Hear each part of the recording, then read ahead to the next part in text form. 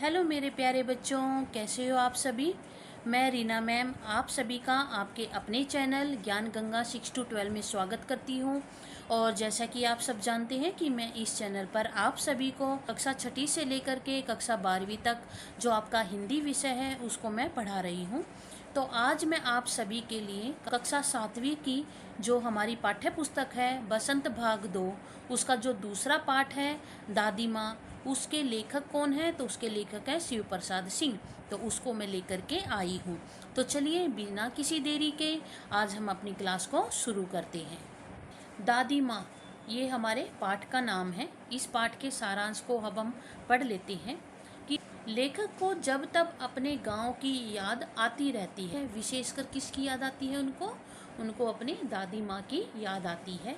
और विशेषकर दादी माँ से उनका क्या है, गहरा लगाव है। यानी कि दादी माँ से वो बहुत प्यार करते हैं और दादी माँ भी उनसे बहुत ही प्यार करती है। यानी कि वो दिल से जो है सबसे ज़्यादा अपनी दादी माँ से जुड़े हुए हैं। आज अचानक उनकी मृत्यु की खबर सुनकर वो शब्द हो गई हैं। यानी कि आज क्या है, उनको अपनी दादी माँ से वो बहुत ज़्यादा प्यार करते थे और आज जब उनको उनकी मृत्यु का समाचार उन्होंने सुना, उनके मरने की जो की खबर उन्होंने सुनी, तो वो क्या हो गए, शब्द रह गए। मतलब एकदम से हक्का बक्का रह गए। उनको समझ नहीं आ रहा कि वो अब क्या करे। वो बिल्कुल एकदम से पत्थर की तरह हो गए हैं। कोई भी हलचल नहीं कर रही है। वो जहाँ खड़े हैं वो वहीं खड़े के खड़े रह गए, शुद्ध हो गए हैं। उनको किसी भी तरीके का कोई होश ही नहीं रहा है। और बचपन से लेकर अब तक दादी माँ के साथ बिताए लम्हे उनकी आंखों के सामने घूम रहे हैं। जब उन्होंने अपनी दादी माँ की मरने की खबर सुनी तो वो क्या हो गए, बिल्कुल एकदम से हैरान हो गए, स्तब्ध हो गए। उनको कुछ पता ही नहीं चल रहा है कि वो अब क्या करें। वो बिल्कुल ऐसे हो गई हैं जैसे कि एकदम से पत्थर। और उन्होंने अपनी दादी माँ के साथ जितनी भी यादें बिताई, बचपन से लेकर अब तक जो भी पल उन्होंने अपनी दादी माँ के साथ बिताए हैं, तो वो सभी पलों की उसको क्या है, याद आ रही है। वो सभी पल उनके सामने क्या है, घूम रहे हैं। लेखक क्यार के वे दिन याद करते हैं जब चारों ओर पानी भरा रहता था और दूर से बहकर आई घास के सड़ने की एक अजीब सी जो महक है, एक अजीब सी जो गंध है, हवा के जरिए पूरे जगह क्या है, फैल जाती है। इसी मौसम में झाग वाले पानी से भरे तालाब में कूदकर नहाकर बच्चों को क्या लगता है, अच्छा लगता है। इसी पानी में एक दो बार नहा लेने पर लेखक क्या थे, बीमार भी पड़ गए थे। क्या हो गया था, जब इन्होंने झाग वाले तालाब में जब लेखक नहाए थे तो ये अपने बचपन की बातें जो है अब हमें बता रहे हैं कि उन्हें अपनी दादी माँ से कितना लगाव था। जब कुआर के दिनों में जो क्या है, पानी भर जाता है और पानी में बह करके जो घास आती है वो जब सड़ जाती है, गल जाती है, तो वो अजीब सी जो दुर्गंध है वो क्या है, हवा में फैल ही जाती है, हर जगह फैल जाती है। इसी मौसम में झाग वाले पानी से भरे जो तालाब होते हैं उसमें बच्चे नहा करके क्या होते हैं, खुश होते हैं, उनको अच्छा लगता है। और इसी पानी में जब लेखक एक दो बार नहाए हैं तो वो क्या है, बीमार पड़ गए थे। तो ये वो अपने विषय में याद कर रहे हैं।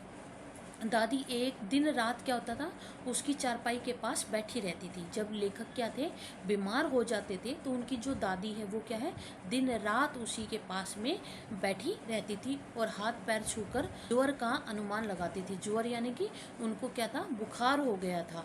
तो वो जब दादी माँ क्या है, उसकी चारपाई के पास बैठी रहती और उसके हाथ पैरों को छूकर ये अनुमान लगाती थी, अंदाज़ा लगाती थी कि उसको अब बुखार है या नहीं है। पंखा हल्ती, लेप करती और बीमारी दूर करने के लिए विशेष प्रकार का भोजन बनाती। वो क्या करती कि हवा करती थी, वो पंखे से क्या करती थी, हवा करती थी। और एक अजीब उनको क्या है, एक लेप बना करके वो जो है लेखक के लगाती थी ताकि उसका जो ज्वर है वो जल्दी से उतर जाए। और बीमारी दूर करने के लिए एक क्या है, विशेष प्रकार का भोजन यानी कि खाना भी बनवाती थी। उन्हें गांव की 50 किस्म की दवाइयों के नाम याद थे। तो किन्हें, दादी माँ को। गांव में कहीं कोई बीमार होता तो वे उनके पास पहुंच जाती और अपनी वहीं दवा शुरू कर देती। अगर किसी को कोई बीमार हो जाता था तो उनको ऐसी दवाइयों के नाम पता थे कि वो उन दवाइयों को जो है देना शुरू कर देती। अब लेखक जो है हमें आगे क्या बता रहे हैं, तो चलिए हम उसको अब पढ़ लेते हैं। लेखक के बड़े भाई की शादी तय हुई तो दादी माँ का उत्साह देखते ही बनता। जब उसके लेखक के बड़े भाई की शादी तय हो गई, जब उसकी शादी फिक्स हो गई, तो दादी माँ को का उत्साह देखते ही बनता, मतलब दादी माँ को बहुत ही खुशी हुई थी। यूँ तो वे कोई काम नहीं करती थी, लेकिन किसी काम में उनकी अनुपस्थिति विलंब का कारण बन जाती थी। कि वो कोई भी काम नहीं करती थी, लेकिन किसी काम के समय अगर वो वहाँ पर उपस्थित ना हो तो उस काम में क्या थी, विलंब हो जाता, मतलब देरी का कारण बन जाती थी। उन्हीं दिनों लेखक ने दादी माँ को सूद के पैसे के लिए रामी की चाची पर कठोरतापूर्वक बिगड़ते देखा। कि जिस समय पर लेखक के बड़े भाई की शादी तय हुई थी, उसी समय पे दादी माँ ने रामी की चाची को क्या है, सूद पर यानी कि ब्याज पर पैसे दिए थे, और जब उन्होंने उसको वापस नहीं दिया तो कठोरतापूर्वक, मतलब गुस्से में और कठोरतापूर्वक, बिल्कुल रहम ना करना किसी चीज़ पर, तो इस तरीके से उनके ऊपर बिगड़ते देखा, यानी कि मतलब गुस्सा होते हुए देखा। वह आंखों में आंसू लिए दादी माँ से मिन्नतें कर रही थी। तो दादी माँ जब उसके ऊपर बिगड़ रही थी, उसको गुस्सा कर रही थी, जोर जोर से डांट रही थी, तो वो क्या है, रामी की चाची के आंखों में क्या आ गए, आंसू आ गए, और वो दादी माँ से मिन्नतें कर रही थी, विनती कर रही थी। उसकी बेटी की शादी थी, कि मेरी बेटी की शादी है तो मैं अभी पैसे नहीं दे सकती, तो इस तरीके से वो है दादी माँ से क्या है, विनती कर रही थी।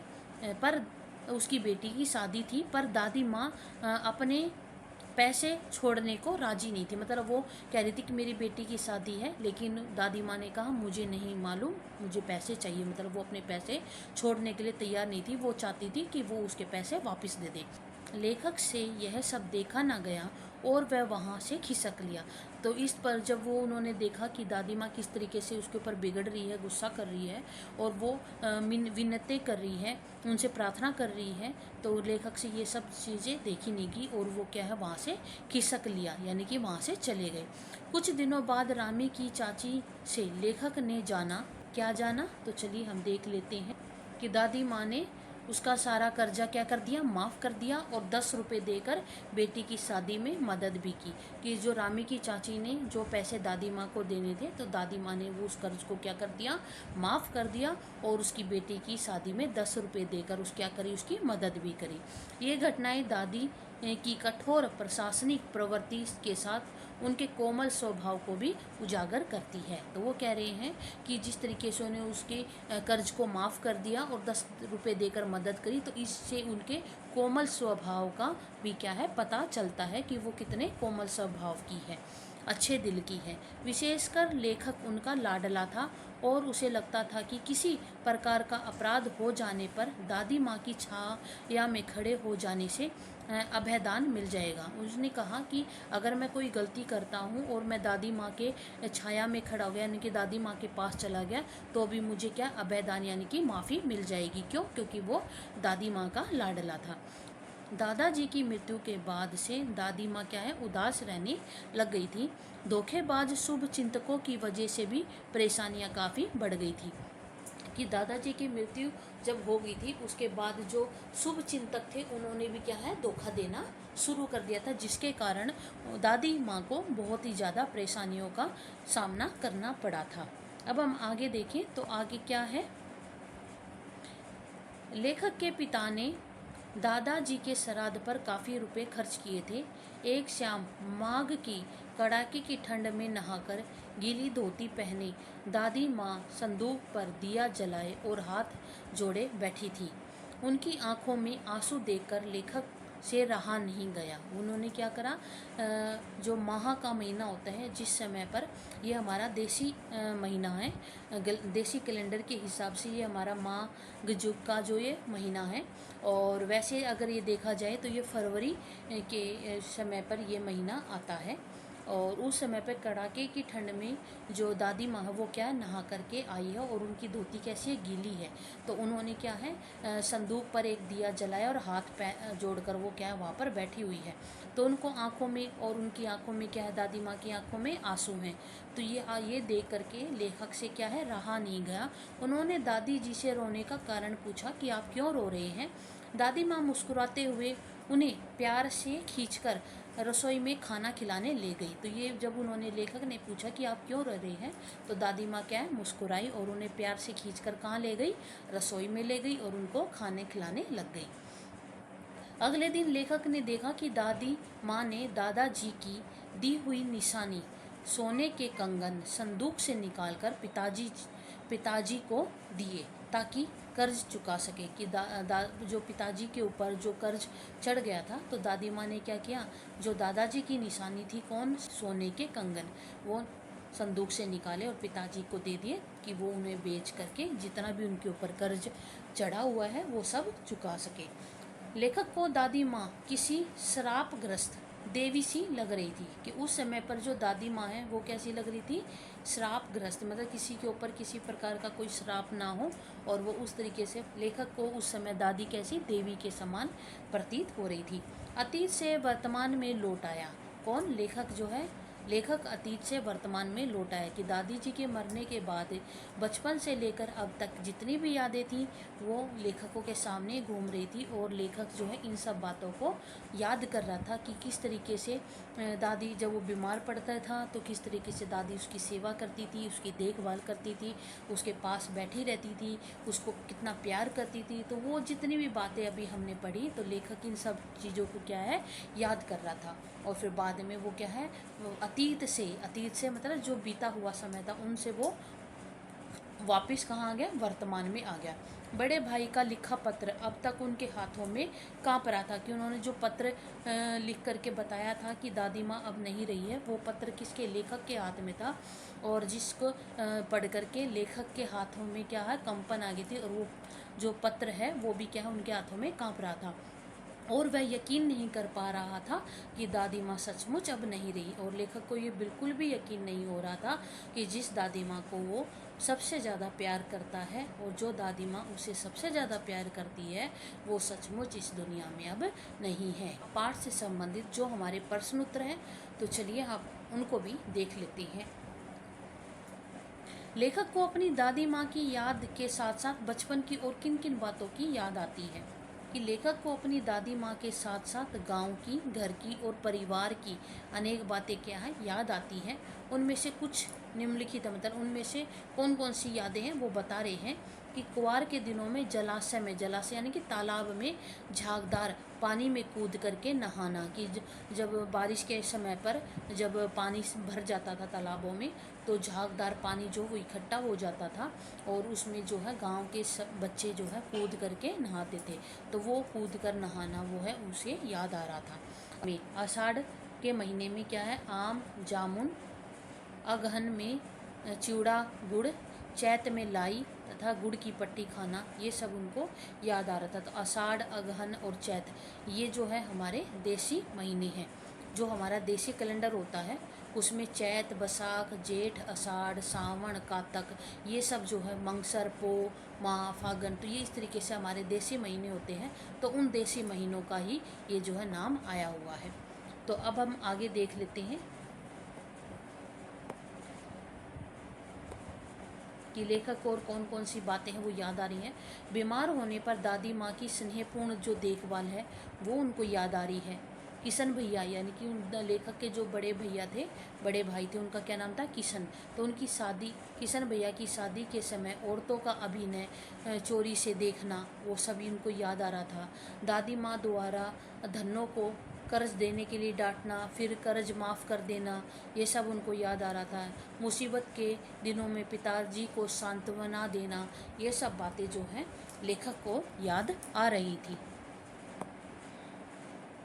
अब हमारा अगला प्रश्न है कि दादाजी की मृत्यु के बाद लेखक के घर की आर्थिक स्थिति खराब क्यों हो गई थी। तो दादाजी की मृत्यु के बाद कपटी दोस्तों की बाढ़ सी आ गई थी। मतलब दादाजी की मृत्यु के बाद जितने भी धोखेबाज इंसान थे उन सभी के बारे में पता चल गया था। वे सभी दोस्तों की क्या हुई, बाढ़ से आ गई थी। मतलब पता चल गया था कि कितने सारे दोस्त ऐसे हैं जो कैसे कपटी हैं, धोखेबाज हैं। उनकी बनावटी शुभ चिंता को घर के लोग समझ नहीं पाए थे। जिस तरीके से वो कपटी लोग थे, जिस तरीके से वो उनको धोखा दे रहे थे शुभ चिंतक बनकर, उन सबको लोग क्या है पहचान नहीं पाए थे। नतीजा यह हुआ कि घर की आर्थिक स्थिति डावाडोल हो गई, यानी कि घर की जो आर्थिक स्थिति है वो बिगड़ गई। दादा के श्राद्ध में भी दादी माँ ने मना करने के बावजूद लेखक के पिताजी ने अतुल्य धनराशि व्यय कर दी। मतलब अतुल्य धनराशि यानी कि बहुत सारा पैसा जो उन्होंने खर्च कर दिया।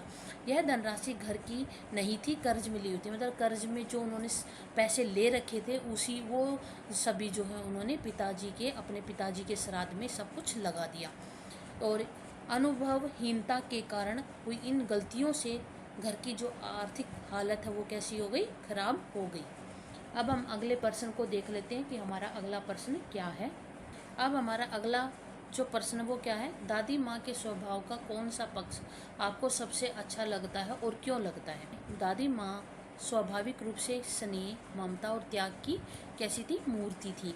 वे स्वाभाविक और कोमल स्वभाव वाली थी, मतलब वो भावुक थी और कोमल स्वभाव की थी, मतलब अच्छे व्यवहार की थी। और पर मुझे उनके स्वभाव का सबसे अच्छा पक्ष दूसरों की मदद करना लगा। समय असमय वे पैसा देकर दूसरों की क्या मदद करती रहती थी। पैसे वापस न मिलने पर डांटती, पर दयावश उसका कर्ज माफ़ कर उन्हें पुनः पैसे देकर क्या करती थी, उसकी दोबारा से मदद कर दिया करती थी। तो ये पक्ष जो है हमें दादी जी का अच्छा लगा। तो आज आपको मेरी वीडियो कैसी लगी मुझे कमेंट में ज़रूर लिख करके बताना। अगर आपको मेरी वीडियो अच्छी लगी तो इसको लाइक करें और ज़्यादा से ज़्यादा शेयर करें, ताकि आपके जैसे और भी जो स्टूडेंट हैं वो भी इन वीडियो के माध्यम से अपनी तैयारी को बेहतर कर सकें। और जो भी स्टूडेंट इस वीडियो की PDF चाहता है तो वो मेरे टेलीग्राम चैनल से जुड़े, जिसका लिंक वीडियो के डिस्क्रिप्शन में दिया गया है। तो आप वहाँ जा कर के इस वीडियो की PDF ले सकते हैं। मैं इस वीडियो की PDF टेलीग्राम चैनल पर अपलोड कर दूंगी, तो हम वहाँ जा कर के उसको डाउनलोड कर सकते हैं। और जो भी स्टूडेंट इस चैनल पे नए आए हैं तो वो हमारे ज्ञान गंगा 6 to 12 को सब्सक्राइब कर लें, साथ ही साथ बेल आइकन को दबा करके ऑल के बटन को भी प्रेस कर लें, ताकि मैं जो भी नई वीडियो डालूं उसका नोटिफिकेशन आप सभी तक सबसे पहले पहुंचे। तब तक के लिए धन्यवाद, टेक केयर, बाय बाय।